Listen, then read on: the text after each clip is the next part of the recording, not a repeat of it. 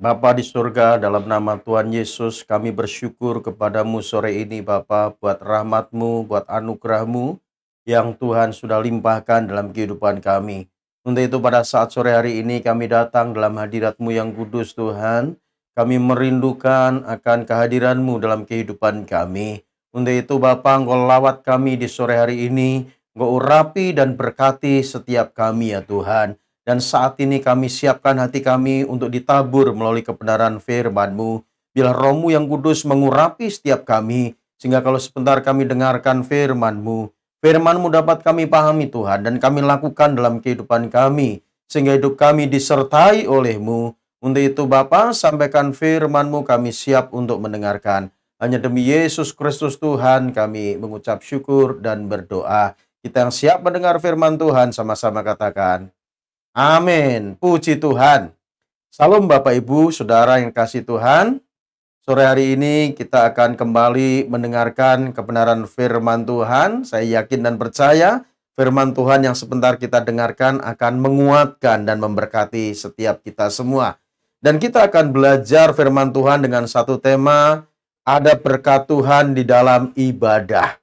Ada berkat Tuhan di dalam ibadah. Untuk itu saudara, mari saya mengajak setiap kita untuk membuka Alkitab kita yang terambil dari 1 Timotius pasal yang keempat, ayatnya yang ke-8. 1 Timotius 4 ayat 8 saya bacakan buat kita semua, demikianlah bunyi firman Tuhan. Latihan badani terbatas gunanya, tetapi ibadah itu berguna dalam segala hal, karena mengandung janji, baik untuk hidup ini maupun untuk hidup yang akan datang. Bapak Ibu Saudara yang dikasihi Tuhan, Rasul Paulus menulis surat ditujukan kepada anak rohaninya bernama Timotius. Supaya Timotius ini menyampaikan kepada jemaat yang digembalakannya, yaitu jemaat Efesus Saudara, supaya jemaat di Efesus ini melatih dirinya itu beribadah. Karena dalam ibadah itu berguna di dalam segala hal. Jadi saudara yang kasih Tuhan, ibadah itu saudara dari kata aboda. Sejajar dengan kata itu adalah liturgi, ya. Lalu kebaktian. Jadi ibadah atau aboda, liturgi, kebaktian itu merupakan kata yang sejajar. Artinya apa, saudara? Artinya ibadah adalah perbuatan bakti yang kita tujukan kepada Tuhan. Itu ibadah. Jadi ibadah itu bukan hanya kita di dalam gereja. Kita memuji, menyembah Tuhan, mendengarkan firman Tuhan, memberikan persembahan, lalu kita menerima doa berkat, hanya 1,5 sampai 2 jam. Tidak hanya itu saja, saudara. Itu merupakan bagian dari ibadah. Sesungguhnya ibadah adalah perbuatan bakti kita yang kita tujukan kepada Tuhan. Itu merupakan ibadah kita. Artinya, saudaraku, selama kita masih ada dalam dunia ini, apa yang kita lakukan, apa yang kita kerjakan, kita kerjakan semua seperti untuk Tuhan. Ini merupakan ibadah. Makanya Rasul Paulus katakan di dalam Roma 12 ayat 1, saudara-saudara, aku menasihatkan kamu, demi kemurahan Allah, aku menasihatkan kamu, persembahkanlah tubuhmu sebagai persembahan yang hidup, yang kudus, dan yang berkenan kepada Allah. Itu merupakan ibadahmu yang sejati. Jadi ibadah yang sejati itu adalah apa? Mempersembahkan tubuh kita sebagai persembahan yang hidup.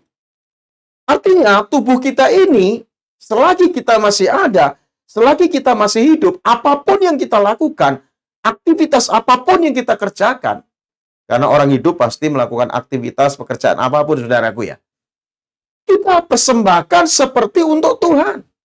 Kita lakukan seperti untuk Tuhan, itu ibadah. Jadi ibadah merupakan perbuatan bakti yang kita tujukan kepada Tuhan. Itu adalah ibadah. Dan Rasul Paulus memberi nasihat kepada Timotius untuk disampaikan kepada jemaat yang ada di Efesus. Melalui suratnya, saudaraku. Supaya apa? Supaya jemaat yang ada di Efesus ini bukan hanya melatih jasmani saja. Latihan badani terbatas gunanya, Alkitab katakan. Tetapi jemaat yang ada di Efesus ini agar melatih dirinya itu beribadah, melakukan perbuatan bakti hanya kepada Tuhan. Itu yang dimaksud oleh Rasul Paulus, saudaraku. Jadi Bapak Ibu saudara yang kasih Tuhan, kalau saudara suka berolahraga, suka fitness, suka nge-gym, ya, suka aerobik, suka jogging, suka berolahraga, itu merupakan latihan badani. Ya, memang badan bisa sehat, saudara, kalau kita berolahraga. Namun Alkitab mencatat latihan badani itu terbatas gunanya. Karena saya juga melihat, saudara, ada orang yang masih muda, rajin berolahraga, dia menjaga makanan dengan bagus, ya, badannya kelihatannya sehat, bugar, dilihatnya fresh. Namun ternyata, saudara, ada penyakit dalam dirinya, dalam tubuhnya, saudara. Walaupun sudah menjaga tubuhnya agar tetap sehat. Ini membuktikan bahwa latihan badani itu terbatas gunanya. Tetapi ibadah itu berguna dalam segala hal. Jadi perbuatan bakti kita kepada Tuhan, ibadah kita kepada Tuhan, itu bermanfaat, berguna dalam segala hal. Karena apa? Dalam ibadah itu mengandung janji Tuhan. Baik janji untuk hidup sekarang ini, artinya dalam dunia ini, saudaraku, tentunya kita membutuhkan berkat-berkat Tuhan. Dan itu semua ada dalam janji kebenaran firman Tuhan. Baik janji untuk hidup sekarang ini, maupun untuk hidup yang akan datang. Artinya, saudara, kalau kita melakukan ibadah kepada Tuhan dengan baik dan benar, saudaraku, maka janji Tuhan, janji sekarang ini, pemeliharaan, penyertaan, perlindungan, pemeliharaan, ya, berkat-berkat Tuhan, itu menjadi bagian bagi kita yang mau melatih diri beribadah kepada Tuhan. Dan untuk hidup yang akan datang. Artinya, saudaraku, kita dalam dunia ini dipelihara, diberkati oleh Tuhan, dan pada saat kita meninggalkan dunia ini, ya, Tuhan janjikan apa? Di dunia yang akan datang, kehidupan kekal dalam kerajaan surga. Dan itu merupakan suatu kepastian bagi setiap kita, orang yang percaya kepada Tuhan, yang setia kepada Tuhan, yang beribadah kepada Tuhan. Jadi bukan hanya janji sekarang, tetapi janji yang akan datang pun akan Tuhan berikan bagi saudara dan saya yang setia kepada Tuhan, yang selalu beribadah kepada Tuhan. Artinya melakukan perbuatan bakti yang kita tujukan kepada Tuhan. Artinya kita menomorsatukan Tuhan dalam kehidupan kita, saudara. Itu ibadah. Kita mengutamakan Tuhan lebih dari segalanya. Tuhan yang terutama, Tuhan yang nomor satu. Ya, dan ini pilihan. Saudara mau memilih beribadah kepada Tuhan, melatih diri beribadah kepada Tuhan, atau saudara, ya, masa bodoh tidak memperdulikan Tuhan. Kalau saudara mau melatih diri beribadah kepada Tuhan, nomor satu dalam kehidupanmu Tuhan, saya yakin janji sekarang dan janji yang akan datang itu akan menjadi bagian saudara dan saya. Makanya, saudaraku, waktu bangsa Israel dipimpin oleh Yosua dan Kaleb berhasil menduduki tanah yang dijanjikan Tuhan, yaitu tanah Kanaan, maka Yosua bertanya kepada bangsa Israel dikumpulkan, kepada siapakah engkau beribadah? Kepada Allah nenek moyangmu yang telah membawa engkau keluar dari tanah perbudakan menuju tanah perjanjian yang sekarang kita duduki, atau kepada Allah bangsa asing yang tidak kau kenal. Tetapi aku dan seisi keluargaku akan beribadah kepada Tuhan. Artinya akan berbakti kepada Tuhan. Ini keputusan Yosua, saudara. Jadi Bapak Ibu Saudara yang dikasihi Tuhan, mari, biarlah selagi kita diberikan kesempatan oleh Tuhan, selagi kita ada dalam dunia, mari saudaraku, biar setiap kita mau menunjukkan bakti kita kepada Tuhan. Kita mau mempersembahkan kehidupan kita hanya kepada Tuhan. Karena ini penting, ini yang utama yang perlu kita lakukan dalam kehidupan kita, orang yang percaya, saudara. Nomor satukan Tuhan dalam kehidupanmu. Jangan sibuk dulu dengan urusan-urusanmu, saudaraku. Memang kita dalam dunia ini Banyak hal yang perlu kita lakukan. Banyak hal yang perlu kita kerjakan. Namun, jangan kita mengabaikan Tuhan. Jangan Tuhan itu nomor sekian dalam kehidupan kita, saudara. Tapi biarlah jadikan Tuhan itu nomor satu dalam kehidupan kita. Karena Tuhan itu tidak mau diduakan, saudara. Ya, makanya di dalam 10 perintah Tuhan atau dalam Dekalog, saudara, di sana mengatakan, jangan ada padamu Allah lain di hadapanku. Karena kita menyembah Tuhan, itu Tuhan yang cemburu. Tuhan tidak mau diduakan, saudara. Tuhan itu mau nomor satu dalam kehidupan kita. Jadi Bapak Ibu saudara yang kasih Tuhan, Rasul Paulus ini, saudara, memberi nasihat kepada Timotius untuk disampaikan kepada jemaat yang dikembalakan oleh Timotius. Yaitu jemaat di Efesus, supaya jemaat ini melatih diri beribadah. Karena ada berkat-berkat Tuhan pada saat diri orang percaya itu ya beribadah kepada Tuhan, melatih diri beribadah. Berkat sekarang dan berkat yang akan datang.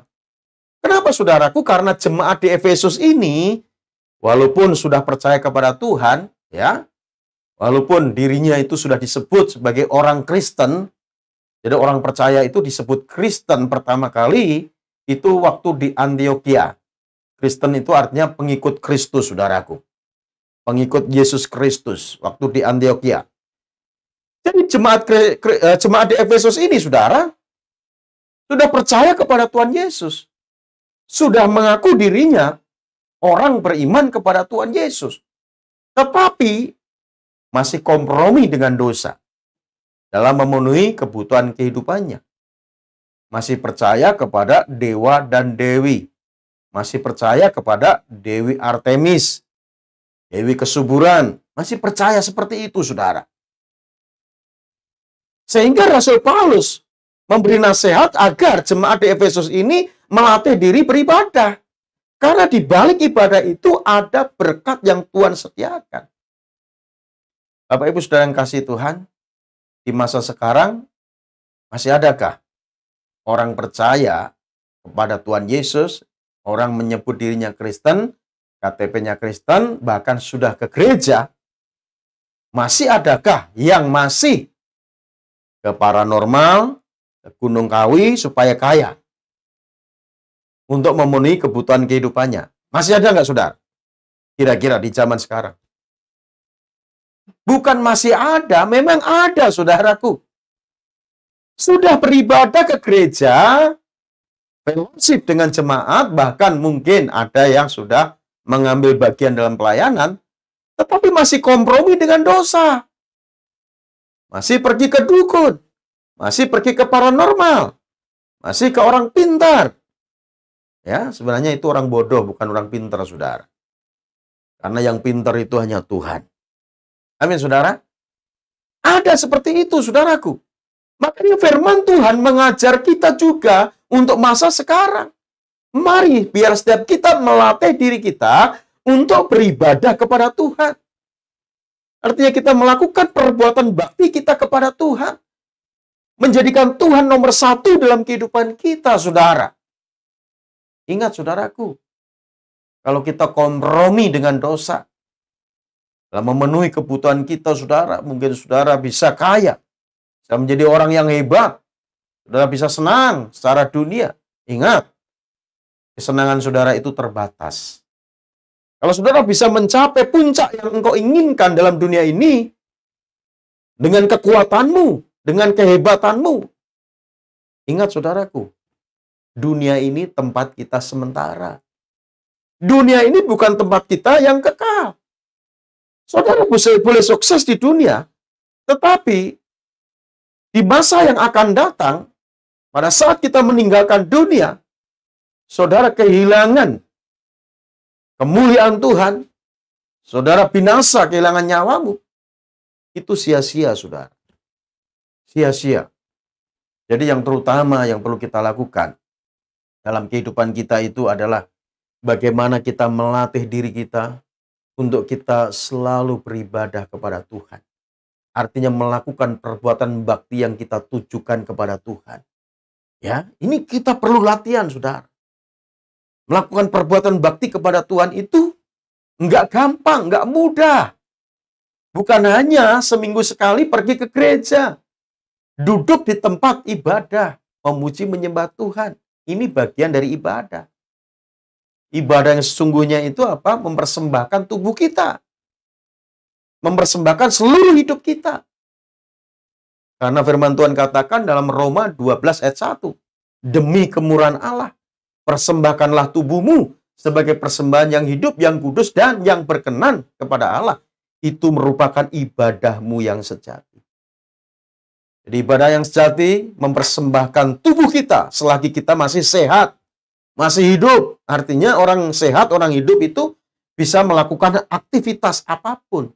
Dan semua aktivitas kita ini kita lakukan, kita kerjakan semata-mata untuk Tuhan. Saudara bekerja semata-mata hanya untuk Tuhan. Saudara berumah tangga semata-mata hanya untuk Tuhan. Menggenapi kebenaran firman Tuhan. Beranak cucu memenuhi bumi. Dan untuk hormat kemuliaan Tuhan. Saudara bekerja seperti untuk Tuhan. Saudara belajar atau sekolah kuliah seperti untuk Tuhan. Sehingga dalam melakukan segala sesuatu itu tidak setengah-setengah. Karena semua untuk Tuhan. Saudara akan sungguh-sungguh mengerjakan. Bahkan dalam pelayanan pun kita lakukan seperti untuk Tuhan. Itu adalah ibadah yang benar. Ibadah yang sejati, saudaraku. Jadi Bapak Ibu Saudara yang kasih Tuhan, biarlah firman Tuhan pada saat ini mengingatkan setiap kita untuk kita melakukan ibadah dengan cara yang benar, saudara. Kalau kita melakukan ibadah dengan cara yang benar, saya yakin berkat Tuhan untuk kehidupan sekarang dan untuk kehidupan yang akan datang, itu akan menjadi bagian setiap kita, saudara. Akan menjadi bagian saudara dan saya yang sungguh-sungguh melakukan kehendak Tuhan dalam kehidupan kita, yaitu beribadah kepada nama di atas segala nama, yaitu Yesus Kristus Tuhan. Kita perlu latih untuk ibadah dengan baik dan benar. Artinya kita menomorsatukan Tuhan dalam kehidupan kita. Tuhan merupakan nomor satu dalam kehidupan kita. Jadikan itu pilihanmu, saudaraku. Tuhan nomor satu, yang lainnya nomor kesekian. Jangan Tuhan nomor kesekian, tapi pekerjaan nomor satu. Jangan, saudaraku. Tuhan nomor satu, pekerjaan, keluarga itu nomor berikutnya. Baru nanti saudara, yang lain itu akan menjadi tanggung jawab Tuhan, campur tangan untuk menolong saudara, memberkati saudara. Bukankah firman Tuhan katakan di dalam Matius 6 ayat 33, carilah dahulu kerajaan Allah dan kebenarannya, maka semua akan ditambahkan kepadamu. Semua akan ditambahkan kepadamu. Artinya, kita menomorsatukan Tuhan. Mencari kerajaan Allah dan kebenarannya. Kita menjadikan Tuhan itu yang utama dalam kehidupan kita. Kita hidup dalam pemerintahan Tuhan. Dan kita hidup menurut aturan main Tuhan, yaitu kebenaran firman Tuhan. Maka semua akan ditambahkan kepadamu. Dan inilah ibadah, saudaraku. Menomorsatukan Tuhan. Melakukan segala sesuatu seperti untuk Tuhan. Ini merupakan ibadah kita. Untuk itu Bapak Ibu Saudara yang dikasihi Tuhan, mari kita akan melihat ya bagaimana seharusnya kita beribadah. Bagaimana seharusnya kita melakukan perbuatan bakti kita itu kepada Tuhan atau ibadah kita itu kepada Tuhan. Yang pertama, kita harus beribadah dengan iman. Beribadah dengan iman. Supaya apa? Supaya Tuhan berkenan kepada kita. Karena Alkitab katakan dalam Ibrani pasal 11 ayat 6, tanpa iman tidak mungkin orang berkenan kepada Allah. Barang siapa berpaling kepada Allah, ia harus percaya bahwa Allah itu ada dan Allah memberi upah kepada orang yang sungguh-sungguh mencari Dia. Kalau saudara sungguh-sungguh mencari Tuhan, menomorsatukan Tuhan dalam kehidupanmu, saya yakin dan percaya, maka ada upah yang Tuhan sediakan buat saudara dan saya. Tuhan memberkati dengan berkat yang sekarang saudara butuhkan, dan juga berkat yang akan datang yaitu kehidupan kekal dalam kerajaan sorga. Itu akan menjadi bagian dalam kehidupanmu. Yang utama kita tetap percaya kepada Tuhan selagi kita masih ada dalam dunia ini, saudaraku. Itu iman. Karena kalau saudara tidak memiliki iman, apapun yang saudara lakukan, apapun yang saudara kerjakan tanpa iman, saudara tidak berkenan kepada Allah. Dan Alkitab katakan segala sesuatu yang kita lakukan tanpa iman itu sia-sia, saudara. Kita bekerja, kita harus juga beriman bahwa Tuhan akan menyertai saudara, memberkati saudara karena saudara melakukan seperti untuk Tuhan. Saudara pelayanan, saudara lakukan dengan iman tanpa ada keraguan. Kita lakukan semata untuk kemuliaan nama Tuhan. Itu iman, saudara. Dan Alkitab katakan Ibrani 11 ayat 1, iman adalah dasar dari segala sesuatu yang kita harapkan. Dan bukti dari segala sesuatu yang belum kita lihat. Itulah iman. Kita belum lihat tapi percaya, itu iman. Dalam kita beribadah kepada Tuhan, kita harus juga dengan penuh kepercayaan atau dengan iman kita kepada Tuhan. Supaya ibadah kita itu berkenan kepada Tuhan.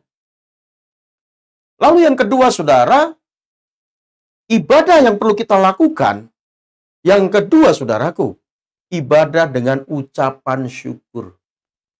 Jadi kita melakukan perbuatan bakti itu tanpa kita bersungut-sungut. Kita melakukan ibadah dengan apa? Ucapan syukur. Kita mengucap syukur kepada Tuhan karena memang Tuhan mengendaki dalam kita menjalani hidup yang bagian dari ibadah itu, saudaraku. Kita jalani dengan ucapan syukur. Terkadang dalam kita menjalani kehidupan ini, ya, Tuhan perhadapkan kepada setiap kita, Tuhan izinkan ada pergumulan, ada kesulitan. Kita mengucap syukur gampang tatkala keadaan semua baik, semua beres, badan sehat, kantong tebal, keluarga baik-baik, ya kan? Semua lancar, kita mengucap syukur gampang, saudara. Namun pada saat kondisi, keadaan tidak sesuai dengan apa yang kita harapkan, masihkah kita bisa mengucap syukur? Masihkah kita tetap memuliakan Tuhan? Karena dalam 1 Tesalonika 5 ayat 8 katakan, mengucap syukurlah dalam segala hal, sebab itulah yang dikehendaki Allah di dalam Kristus Yesus bagi kamu. Jadi Tuhan kita mengendaki agar kita ini mengucap syukur. Kapan kita mengucap syukur? Dalam segala keadaan. Dalam segala situasi, kondisi apapun. Tuhan mau kita selalu mengucap syukur, saudara. Kita mengucap syukur karena apa? Karena Tuhan sudah menyelamatkan kita. Tuhan sudah menyelamatkan kita dari penghukuman kekal melalui iman percaya kepada Tuhan Yesus.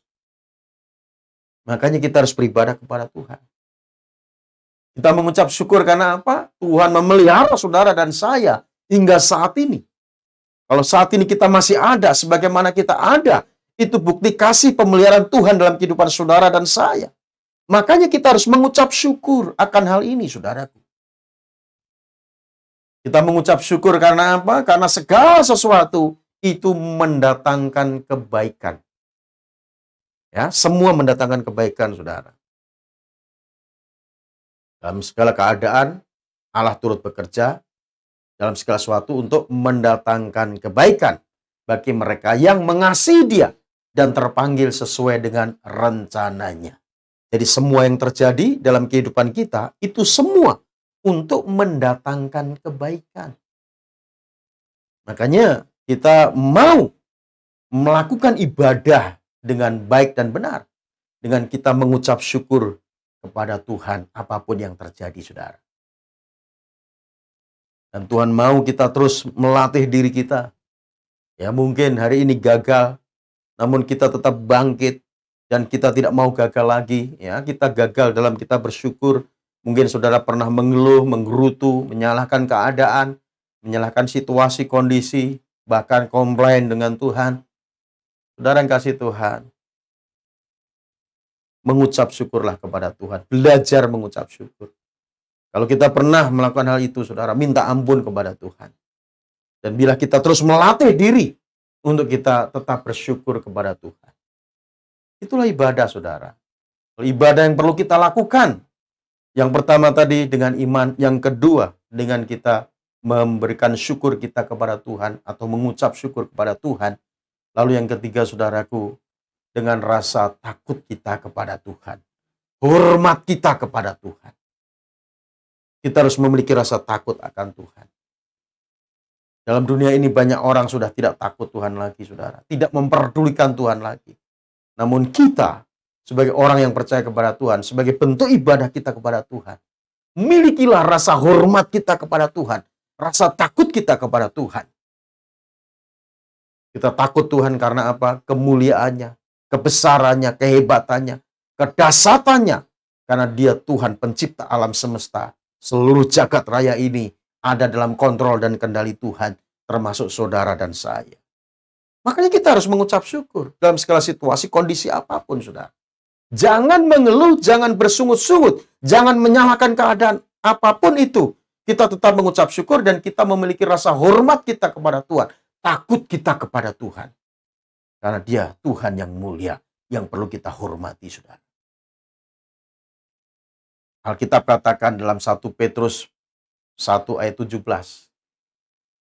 Kalau kamu menyebutnya, Dia yaitu Bapa yang tanpa memandang rupa, menghakimi semua orang menurut perbuatannya, hendaklah kamu ketakutan selama kamu menumpang di dunia ini. Bapak Ibu sedang kasih Tuhan, Alkitab mencatat bahwa di dunia ini kita numpang. Ya, dunia ini bukan tempat kita yang kekal. Dunia ini adalah tempat kita sementara. Selama kamu menumpang di dunia ini, hiduplah dalam ketakutan, saudara. Artinya memiliki rasa hormat kita kepada Tuhan. Ini takut dalam arti yang positif, bukan takut dalam arti yang negatif. Karena ada takut dalam arti yang negatif. Seperti takutnya pencuri, lihat polisi, takutan. Seperti takutnya koruptor, mau diadili pura-pura sakit, kabur ke luar negeri. Ini takut dalam arti yang negatif. Takut akan Tuhan di sini, takut dalam arti yang positif, seperti yang sudah saya sampaikan. Kita menaruh rasa hormat kita kepada Tuhan. Karena kemuliaannya, kebesarannya, keagungannya, kedasatannya. Kita mengenal Tuhan dengan baik dan benar. Sehingga kita menghormati Tuhan. Di tengah orang yang tidak menghormati Tuhan lagi, tidak memperdulikan Tuhan lagi, mari kita latih diri kita dari hari ke hari. Untuk kita bisa menghayati kehadiran Tuhan, kita mengenal Tuhan, siapa Tuhan yang kita sembah, sehingga kita memiliki rasa hormat kepada Tuhan. Takut akan Tuhan. Ini yang terpenting yang perlu kita lakukan dalam kehidupan ini, saudaraku. Karena dunia ini tempat kita sementara. Jangan saudara berpikir, umurku masih panjang, aku mau hidup 100 tahun. Bahkan aku mau hidup 200 tahun, nggak bisa, saudara. Nggak bisa. Alkitab mencatat dalam Mazmur 90 ayat 10, bahwa masa hidup kami, masa hidup manusia itu 70. Kalau masih kuat, bisa 80, 90, tapi itu ya kesukaran dan penderitaan. Alkitab mencatat. Ya, umur 80 itu sudah menderita. Sudah banyak yang kurang fit tubuhnya. Organ tubuhnya, saudara.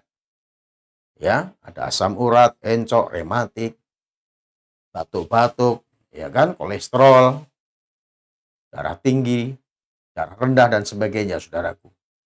Jadi menderita, saudara, kalau sudah tua. Artinya, ya, kita ini ada masanya, ada waktunya. Kita harus sadar. Untuk itu, biarlah kita memiliki rasa hormat kita kepada Tuhan, takut kita kepada Tuhan. Makanya saudara, ya, Raja Salomo, raja yang kaya raya, raja yang hebat, raja yang terkenal, dia mengatakan begini dalam Pengkhotbah 12 ayat 13. Akhir kata, apa yang didengar orang, takutlah akan Tuhan dan turutilah segala perintah-perintahnya, karena ini kewajiban setiap orang. Jadi ini kewajiban kita semua untuk memiliki rasa hormat kita kepada Tuhan, karena Allah akan membawa setiap orang pada pengadilan Kristus. Untuk itu, saudara yang kasih Tuhan, mari biarlah kita melatih diri kita ibadah dengan baik, saudara.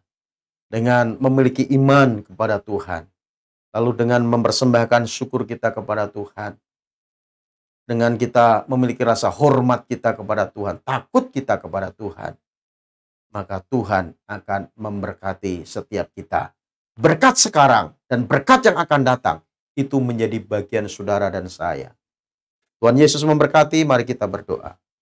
Bapa, terima kasih firman-Mu sore ini yang menguatkan dan memberkati setiap kami Tuhan. Untuk kami melatih diri kami beribadah. Untuk itu Bapa, biarlah setiap kami Tuhan mau beribadah kepadamu, mau berbakti kepadamu, mau melakukan segala sesuatu hanya untuk kepentingan kerajaan surga. Untuk itu berkati kami semua Tuhan, limpahi dengan kasih anugerah dan kebaikan-Mu.